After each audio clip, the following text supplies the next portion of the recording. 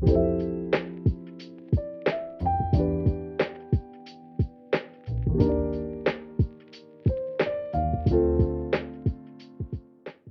name is Alana, and I use they, them pronouns. And my name's Jessie. I use she, her pronouns. And we're making menches. Hi, everyone. Today we are being joined by Rabbi Chel Mandel, founder and rabbi of Tzimtzum Community in Santa Cruz, California. Welcome, Chel. Thank you. Happy to be here with you both. Could you, for all of our listeners who don't know you, tell us a bit about your work and what brought you to your work?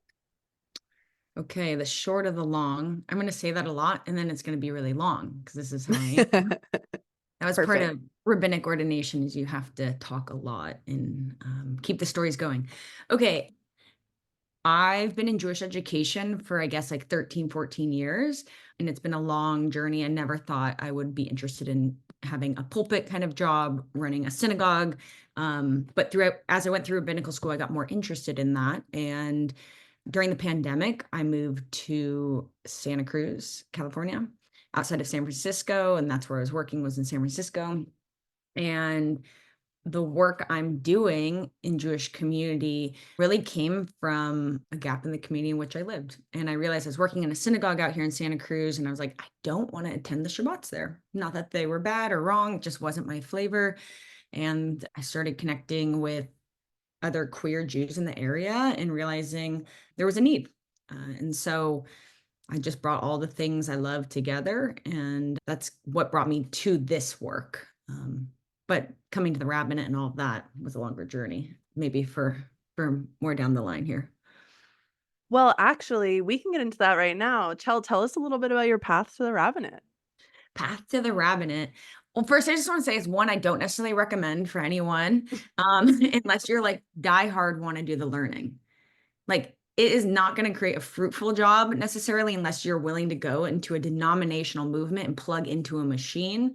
Thank God for the rabbis, a lot of friends doing that. They're amazing humans. It wasn't for me. And it's like a lot of learning, and it's a bit rote, and the rabbinical schools need some refreshing, and it's a lot of money. But I just felt called to this. I was like 8 years old, and I just told my mom I'm going to be a rabbi, and I've just known that for pretty much all of my life. And I tried to keep escaping it. Like I went and taught rock climbing for a few years. I went and got an MFA and just like made art, and I love those things. And just, I kept getting pulled like energetically back to this. And it was, I mean, I've learned so much coming out of rabbinical school, and it was really, really hard being a gender expansive person, somebody who is not a Zionist. It's a hard environment, I think, in a lot of ways, and also one where I got to do a lot of learning. But my advice is think hard if anyone wants to go to rabbinical school. I just don't think it's everyone's path. Totally. I feel like that is what I hear from most rabbis, is that you shouldn't do it unless you are like 127% down for it. But it's also very cool to have rabbis who are representative of these identities that often don't have rabbinical representation, I will say. And you did end up pursuing the rabbinate, and you are a rabbi. And that comes with a whole slew of responsibilities to your community and taking care of other people's spiritual well-being and filling other people's spiritual cups. As a rabbi, as a spiritual leader yourself, how do you take care of your own spirituality? Yeah, it's an important question. It's one we talked a lot about in rabbinical school, actually, and through chaplaincy. And that is something, it was the only way I got through rabbinical school, was to learn how to like fill my cup, as you said. And for me, I schedule a lot of work meetings and a lot of my meetings around the surf. So I look at the swell a week out, and I make sure I'm just conscious of like when the surf is good, when the sun's high, when the ocean is flowing, and I surf. I get out and surf. I get up to the river. I go river plunge and get in the cold water. Like, I'm somebody who like, I force myself every day to do something like that. It's the only way I can actually keep my work going. There really is actually no other way for me. And I try and carve time here and there to do my arts. It's hard to keep that up. But yeah, I think when I'm not doing that, I'm not at my best. And I think as spiritual leaders, to me, one of the most important things is modeling. I can't tell community members to watch out for their burnout and, to care for themselves if I'm also not doing that and being reflective. So thank God I have the ocean not far from my home. That is so cool, planning your meetings around the surf. Like, I feel like a lot of people try to do the like, I make time for my walks and like I try to plan around these practices that I wish I could do more often. And you're like, this is just the only way my life can work. So your project is called Tzimtzum, and for folks who are unfamiliar, could you define what Tzimtzum means or is? Yeah. I mean, there's many different kind of teachings around Zoom, and I'm just going to pull on kind of the way in which I frame it, which is to expand and contract Zoom. And when God creates the world, God has to go into this state of Tzimtzum, and I love this like imagery, this idea of like God pouring into the cracks and crevices of the earth to make room and space for us, for humans. And then, expands and contracts at various points in Torah in this sense. As humans, this is us. We're expanding and contracting constantly. And I think in particular, if we're centering queer and trans people and being a home to anti-Zionists and non-Zionists, we know more than anybody how you have to expand and contract. Oftentimes, being on the margins, we know how to contract, but in this space, we can expand. And we move in and out of expansion and contraction, all humans, of course. I just think marginalized identities know how to do it really well. And so that was just where it came from. It came to me after our first few Shabbats. I was just like, oh, this group is really expanding and contracting in their Judaism and in their identities. Yeah, and that's where it seems to, that's the meaning. But for us, that's the meaning. Tell us a little bit about Tzimtzum and how your community helps deepen connections to Judaism. Yeah. I had this like experience living here. When I first moved here, I was like, where are the Jews? I'm on the coast. I'm right outside of the Bay Area. I know they're in the Bay Area. I know there's Jews everywhere, but like, where are they? And I was meeting them at my job at the Reform Synagogue, but I was like, where are the ones that are like, we have affinity and interests, and I met one and I met another, and they kept introducing me, and they all happened to be queer and around my age, which I was like, this is awesome. Like, okay, they're here. And then it just kept building. And then I started hosting Shabbats, and everything just by word of mouth. People were coming to the Shabbats. They were the RSVPs where there's like waiting lists to come to the Shabbats. We were doing in people's homes. And I was like, okay, so there's like actually like a lot of Jews wanting to engage and re-engage. So that was really, really exciting. And the community right now is expanding. So it's been primarily Jews in their 20s to 40s, but we're launching a family program actually next month. One of the parents is really excited and was like, I have kids. Can we figure this thing out? So we're doing that. And then after October 7th, Jews that were older started coming to our stuff because they felt like some of them who had leftist politics could not go to the main synagogues anymore. So they started coming to some of our stuff. So we're becoming more intergenerational. And at the core of what we do, we're queer and trans. So, obviously we live in a world that centers heteronormativity and cisgender folks. And we just said, we're just going to create the inverse.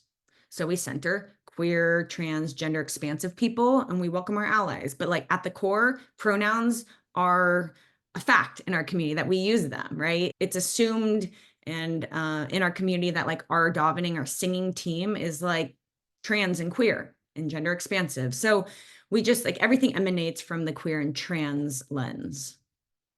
Okay, deepening connections to Judaism. I have such a beautiful, unique opportunity, I think, in this community. A lot of the Jews I'm serving, I feel really fortunate. Many of them have been cut off from their Judaism or were not raised with it. Just happens to be the demographic of who's living out here on the coast. It makes sense because they're not in proximity to large Jewish communities. That's not something they cared about or wanted maybe at the time, but it's here now. And so we're building it.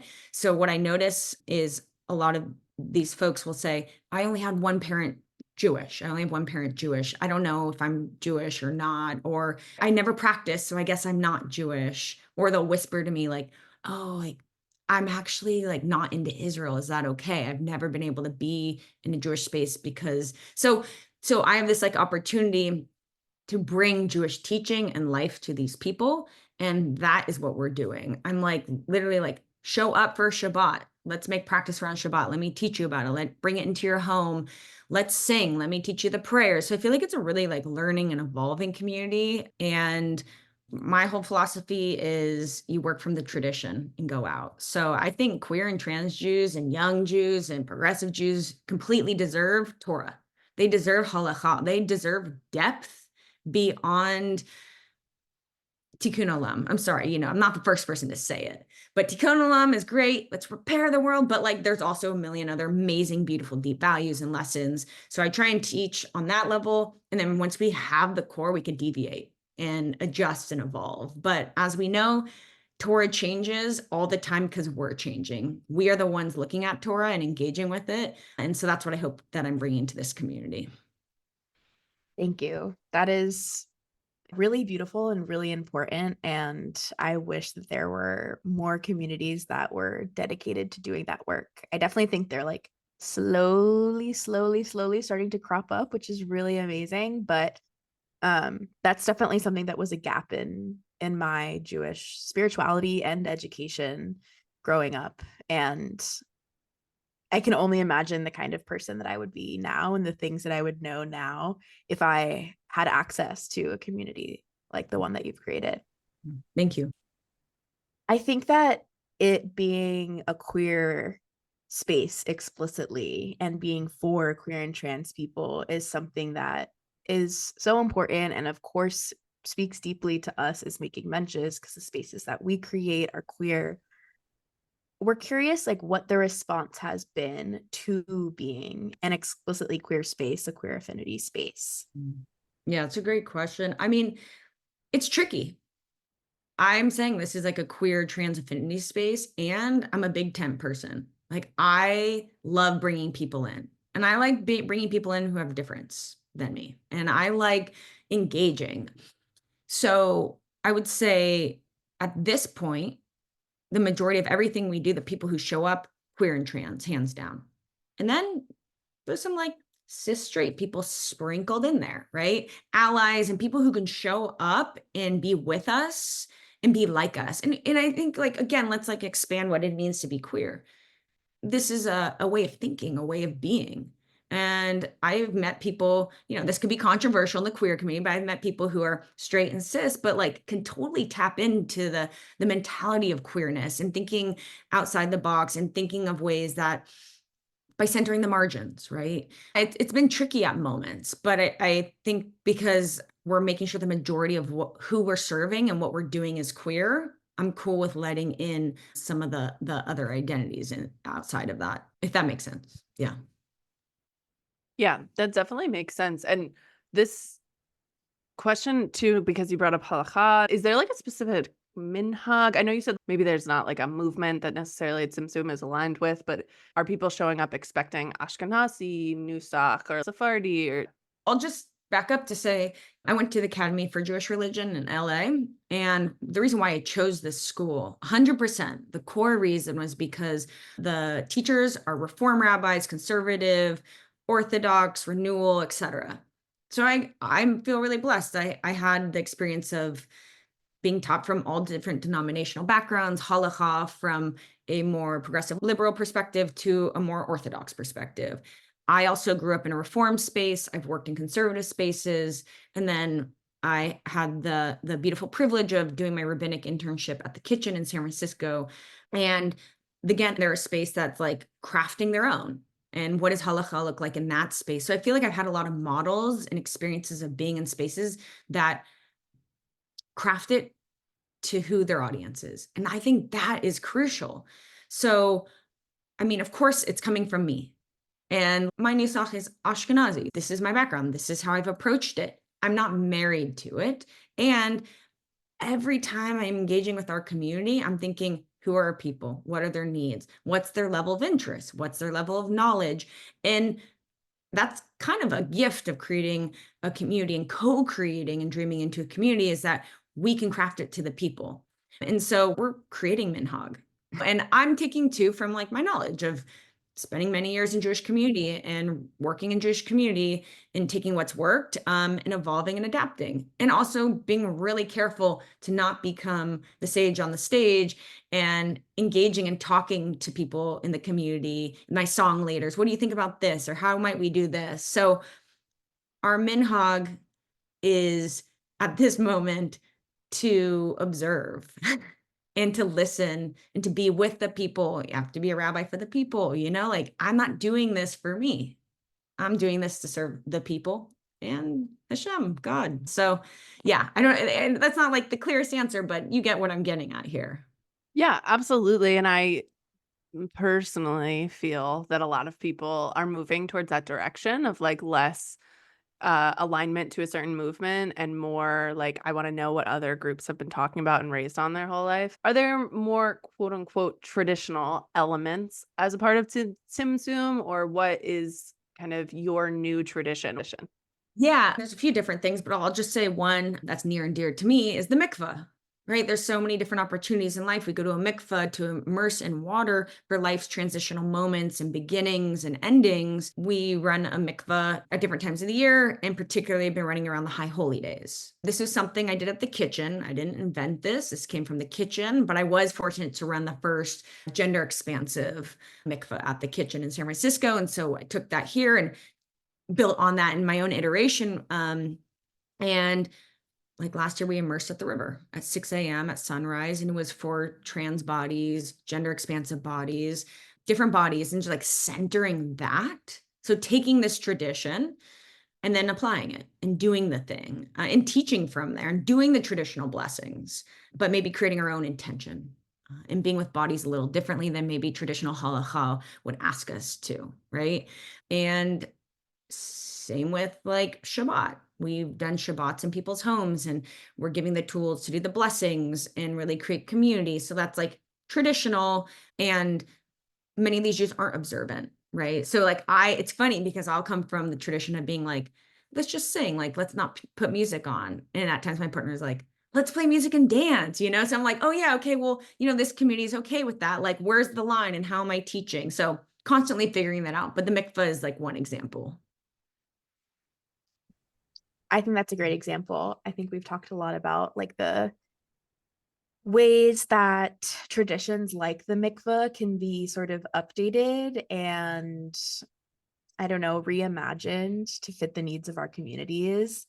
And that has certainly made me feel more connected to those traditions. I don't think I would have ever been interested in mikveh as a practice growing up, but once I like learned more about ways that people have reimagined the mikveh and its intentions, and especially the work that like the Queer Mikveh Project does, really put it in a new perspective. And then I ended up immersing like 2 years ago, and it was really special. And I was like, wow, this is actually super cool. So I think that's so important to be able to like give people a new example of what those traditions can look like that otherwise can kind of feel unapproachable. Yeah. Speaking of reimagining, you said earlier that there are folks who have joined Tzimtzum since October 7th because their home or previous congregations no longer felt like it was meeting their needs, no longer felt accepting. How do you feel, if at all, like anti-Zionism shows up in your work in Tzimtzum? Yeah, it's been a journey. I mean, so we're entering year 3 right now, literally. Like, I think this weekend marks us entering our 3rd year. We finished 2 years and we've grown a lot. I've held the politics of like not being a Zionist for over a decade. So that's not new for me. That happened to me in 2011. My world, opened up then. That's another story. So this has just been my politics. When I've been in and out of Jewish space, naming this politics and integrating into education for youth explicitly and implicitly over the years. And when I started this project, I was actually in a place of thinking, I'm just really tired of Zionism stealing space, taking up space. It's like damaged me. It's damaged my Judaism because that was the focus. That was the focus in so many Jewish spaces. And I said, I wish I grew up understanding how to pray shacharit, for example. I wish I knew Jewish rituals. I didn't, but I did know about Zionism. So I felt like it robbed me from quite a bit. And so I had been recovering for a long time. So I started this project and people were saying to me, oh, like, I'm not pro-Israel. They were saying these things and then also saying like, and I don't know much about Judaism. I was like, we have an opportunity here. I don't want to center Zionism. Therefore, I also don't want to center anti-Zionism. That was just like my approach. I was hoping, let's keep this off the table for a while. I actually don't want to go there. Let's focus on Shabbat. This is the core of everything, you know? And then it came up a few times the second year. I gave a teaching at Passover that talked about this. I talked about anti-Zionism and different things. I had a few community members asking like, how should we connect with JVP? You know, should we create like an anti-Zionist partist? Should we name ourselves as anti-Zionist? And at the time I was like, I barely even have a mission statement saying anything. I'm not going to focus on anti-Zionism as part of it. That was where I was at. October 7th happened. Okay. So I also have to admit that I had to, and I'm still unlearning my fear around being out as a non-Zionist or an anti-Zionist. And I don't think the community members knew what that meant for me. I'm like, yo, I've been working in this 13 years. I haven't been able to be this explicit.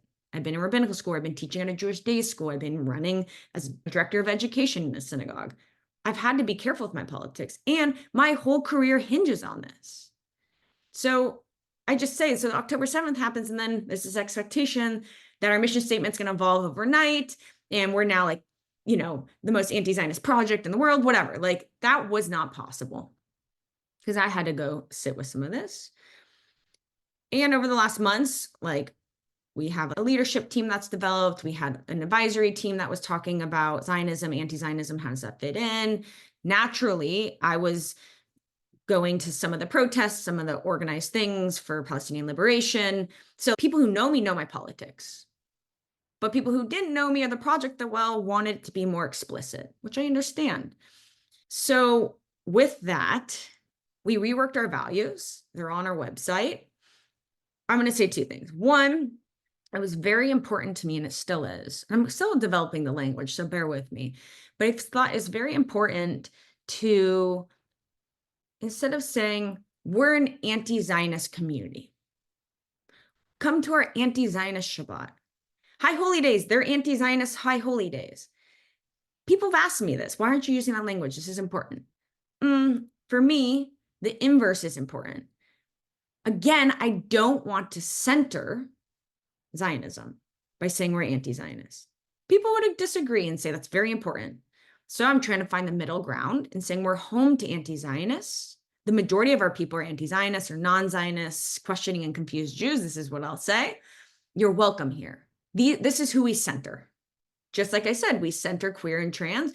We also center non-Zionists and anti-Zionists because everywhere else centers Zionists. I just don't want my Shabbat to be painted with, this is an anti-Zionist Shabbat. This is the focus of everything. We're not a political organization. We're spiritual. We're religious. Our values then impact and inform our political positions in the world. That's my goal. So with it, that said, we're home to anti-Zionists. It is explicit.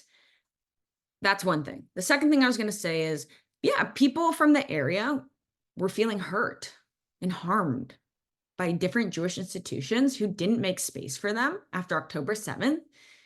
How do you not pray for the lives lost of Palestinians, but you could pray for the lives lost of Israelis and Jews? To me, that is not actually Jewish. That does not make sense to me. It doesn't compute. So I had different Jews like popping up left and right, and even out of the area. From the Bay, I got some emails. I got connected with some people from LA. I was working with different rabbis in the network who we were like sending each other people to different cities who were just like looking for rabbis who had leftist politics or could hold space for anti-Zionists or non-Zionists or people who were like confused. And we just became one of those places. And it's become more and more. I mean, the emails I get, I got 2 this week. hey, I'm new to the area, or hey, I'm looking for an anti-Zionist home. Like, this is what they say. I'm new to the area, I'm looking for an anti-Zionist home. Okay, come. Yeah, I'm really excited to get into this because it is so unique to see like what's on your values page, on the Tzimtzum website and everything, and to see a commitment to anti-Zionist being in the community publicly, like to state this, we want anti-Zionists in our community, because I think what some communities that thought they were progressive thought before October 7th was like, we can have anti-Zionists here, we just don't talk about it. And then post October 7th, we're like, oh, we can't provide this space for you anymore. And they wouldn't say get out, but they just kind of like hoped you would remove yourself quietly. And so I think that is really important. And, Alana and I run an explicitly anti-Zionist org, and we know that sometimes the pushback is, if you're not explicitly anti-Zionist, you're not anti-Zionist enough. And I know that can be a challenge as well. First, I learned this, and I had to remind myself this after October 7th. I'm never going to be enough. It's just the reality. Being a rabbi, I'm learning, you're just not enough for anyone. Somebody's always going to want more. And what people forget is I'm serving all kinds of people. If a Zionist showed up at my door and they need something, they're human. I'm still going to be there. So I just say that to say is like, I'm never going to be anti-Zionist enough, no matter what I do. And I could show you a list of things, but I'm not really interested in the cancel culture of the left being in their purity politics. This is very uninteresting to me because there's nothing there. You're not moving anybody. You're already all on that far side. So I'm not even saying we're not anti-Zionist. You could say seems pretty anti-Zionist, because I actually would say that. I'm just playing with the language of like, we are home to anti-Zionists, because really what it is those Jews are like, I can never go back to that one synagogue. Okay, but you can come here and you could be your full self here. But you could be anti-Zionist, but you can also be Jewish, you could be queer, you can be all these other things. And I'm not going to only center anti-Zionism. So I'm playing with the language. I mean, I would just say, like, out of a place of humility, I don't know. I don't have all the answers, and I'm figuring that out. And honestly, there's not a lot of fucking models out there, and we need more. And so, I'm doing what I can in this moment based on my community and based on what I'm learning and how we're growing and expanding. And I'm just not perfect. I'm going to make mistakes. And I know the left doesn't like that. They love to eat themselves alive. So I've had that experience. I have been yelled at. I've been brought down over the last 10 months because of this. It is not, I'm a target. That's the thing. I'm a target from the left and the right. So it's not a very fun place to be. But I do think it's important that this is explicit. And of course, like, I'm losing out on funding. That's the reality. That's why I launched a membership.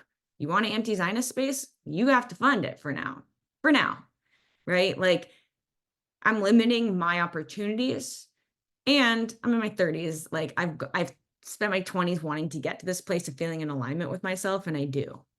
If I'm going to be a rabbi and serve, I have to be ethically aligned. And I'll say that I can't imagine serving in a more holy way than serving the people who feel that they have been kicked out or pushed out of Jewish space.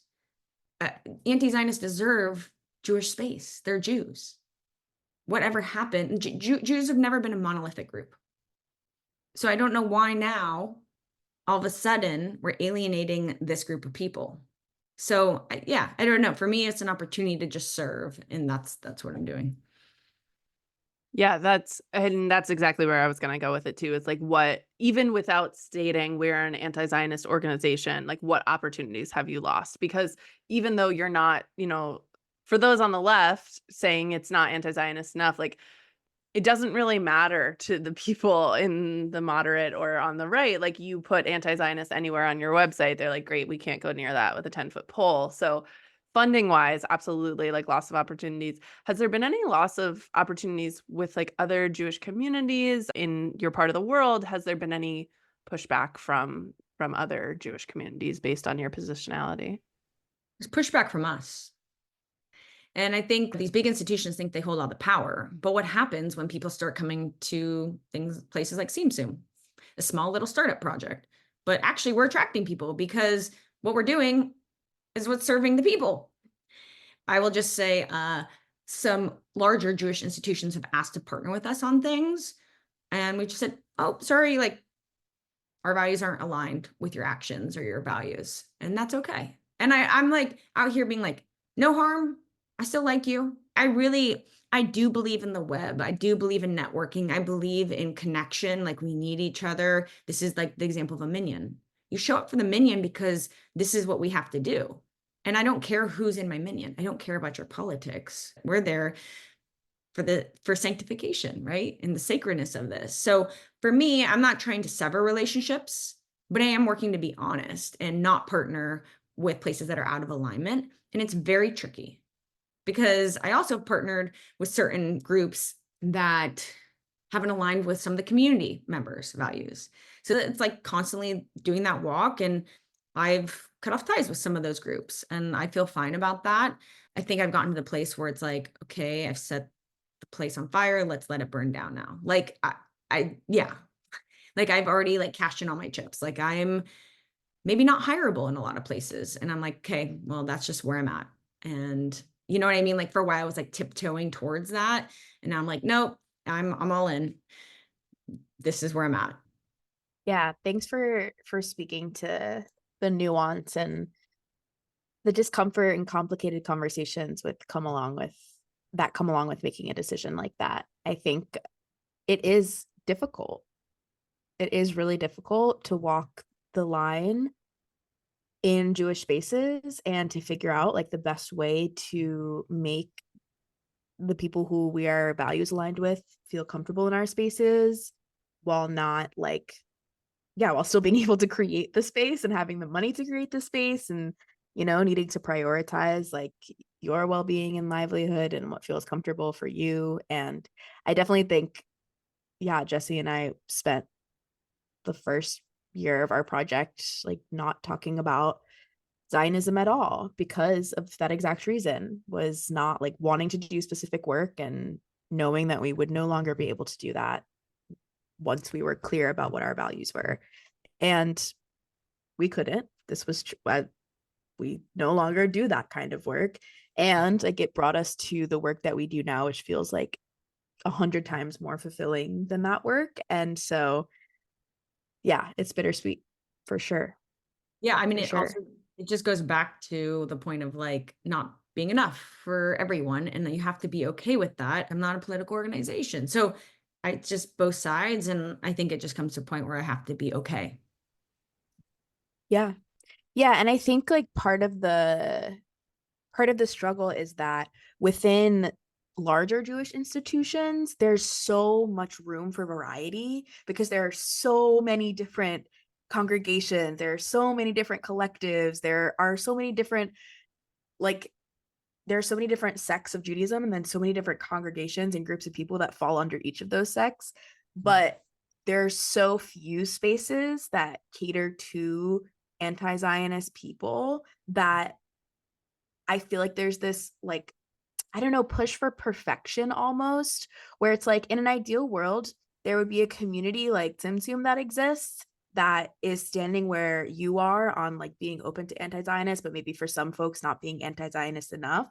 And there would be another Jewish organization that was leading spiritual spaces that was anti-Zionist enough for some of those people. And both of those could exist and be like there for the people who needed them in different ways.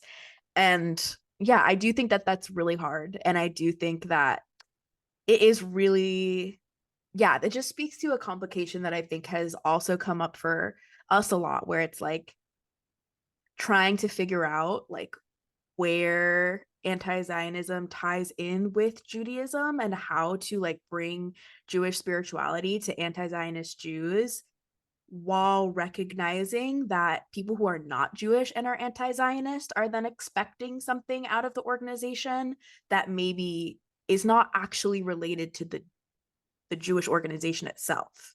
Mhm. So yeah, it's hard. It feels hard to identify like the best way to do that and the best way to make all of the groups of people whose like wants and desires we align with happy. And I think you're right in that it's just not going to happen. But it's a hard pill to swallow. Absolutely. I mean, also to remember that like this is not the most important thing in every Jew's life. And I say that with zero judgment. A lot of Jews are like, this is not the most central thing to my Judaism and my identity. And I need to just be in a place to pray or have spiritual care. And then for some Jews, like anti-Zionism is their Jewish identity, period, full stop. So we have to remember there's like a huge spectrum within that, and it's all okay, but it's a lot of needs to be met, and that is hard. Thanks for sharing with us about Tzimtzum. It sounds like an incredible and important community. We know that along with doing so much for Tzimtzum, you also do so many other things with your life as a rabbi. Could you speak to some of the other work that you do outside of Tzimtzum? Yeah, because I have to pay the bills. So I'm happy to share what pays the bills. I work at the University of San Francisco, and I get to direct Jewish Justice, Equity, Diversity, Inclusion certificate program. We offer really, really cool, important, deep classes like race, racism, and Jews, anti-Semitism and intersectionality, all these courses that ideally people will take to advance their skills in diversity, equity, inclusion in the Jewish spaces. So those courses are open to anyone and everyone. If you apply, hopefully you'll get in. You likely will. So that's a program I run. It's really exciting. And I have the opportunity of teaching at the University of San Francisco as well. And so I love that place. I have a wonderful program, Jewish Studies and Social Justice. So that's what I do. And then I also have been writing about and researching, thinking a lot about Jews and surfing. And I love the water and I love surfing. And there's just so much to be researched and written about when it comes to Jews and surfing. And if people want a Jewish surfing experience, they can call me up and I'll take them out in Santa Cruz, California to do a Jewish surfing experience.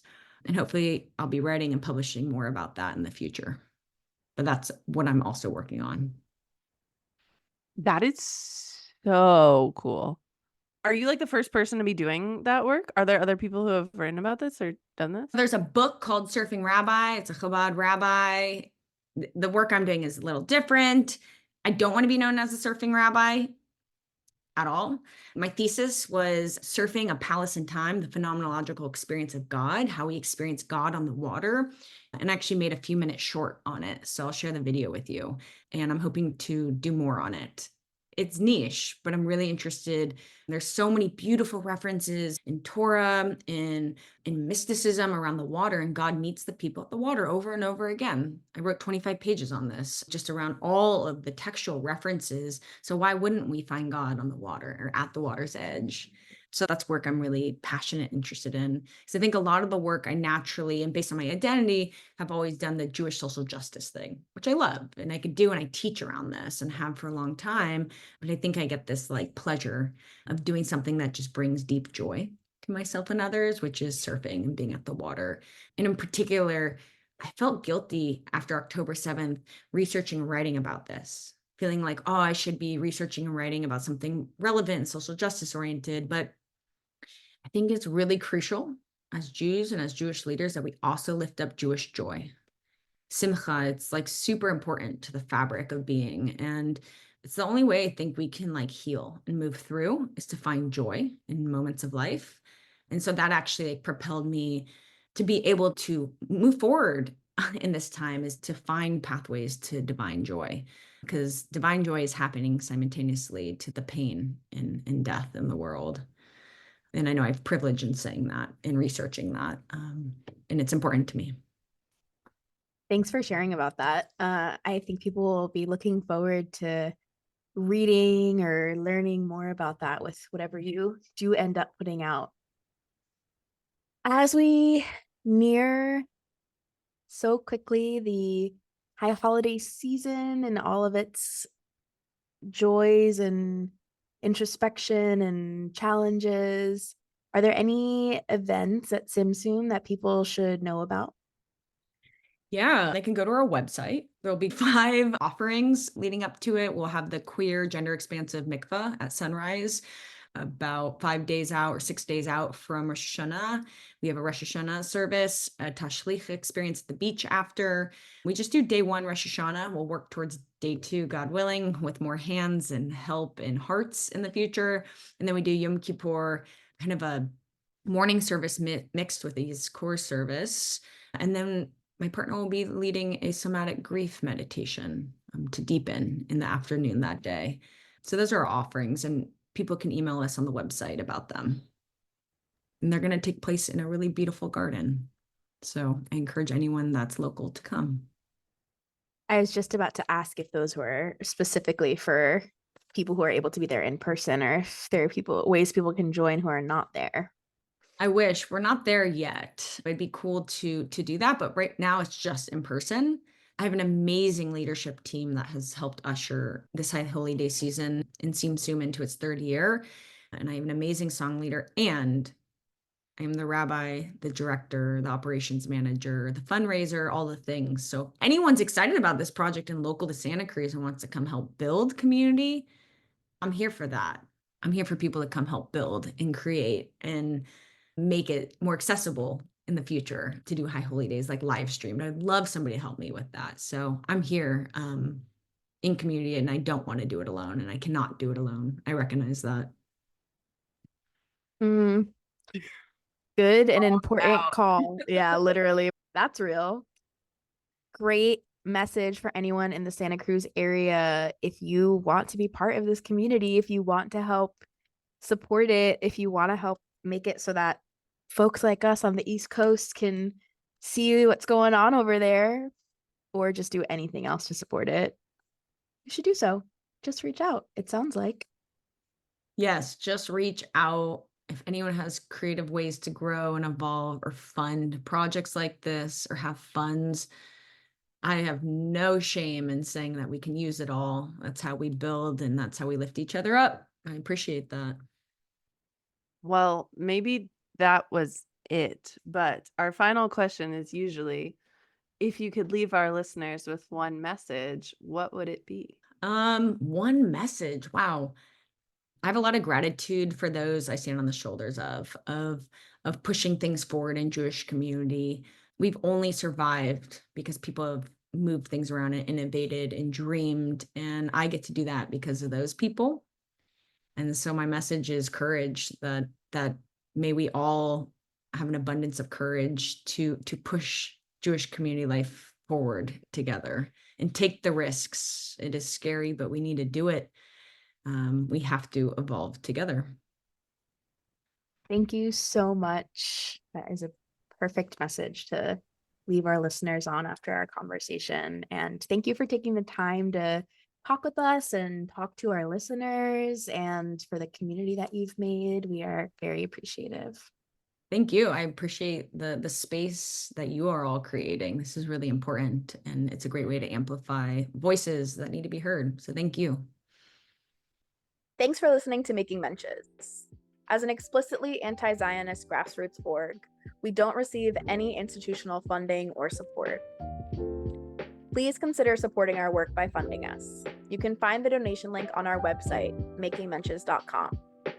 You can follow us on Instagram at Making Menches. We host monthly Shabbats both in person and online, so make sure to sign up for our newsletter, which is on our website, to get updates. Making Menches, the podcast, is produced by Alana Lipkin and Jesse Sander.